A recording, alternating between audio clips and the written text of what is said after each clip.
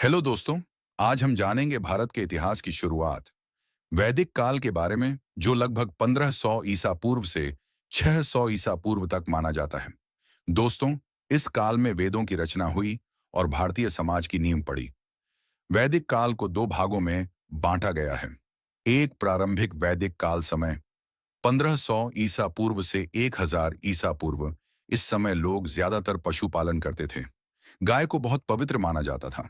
लोग नदी के किनारे रहते थे, खासकर सिंधु और सरस्वती नदी के पास। इसी समय लिखा गया सबसे प्राचीन वेद, ऋग्वेद। इस काल के प्रमुख देवता थे इंद्र, अग्नि और वरुण।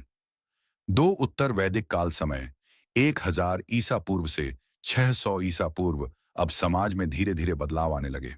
लोग खेती करने लगे, गांव बसे और राज्य बनने लगे। राजा को कहा जाता था राजन। लोग अपनी समस्याएं रखने के लिए सभा और समिति में जाते थे।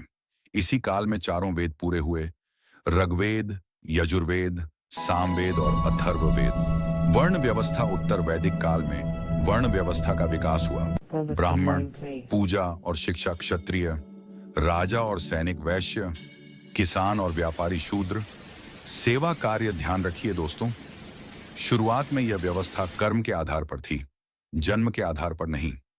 यज्ञ और शिक्षा वैदिक काल में यज्ञ बहुत महत्वपूर्ण थे। लोग मानते थे कि यज्ञ से देवता प्रसन्न होते हैं। शिक्षा दी जाती थी गुरुकुल प्रणाली में, जहां छात्र गुरु के आश्रम में रहते थे।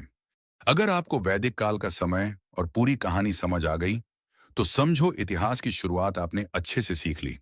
वीडियो अच्छा लगे तो लाइक, शेयर और कमेंट जरूर करें। धन्यवाद दोस्तों।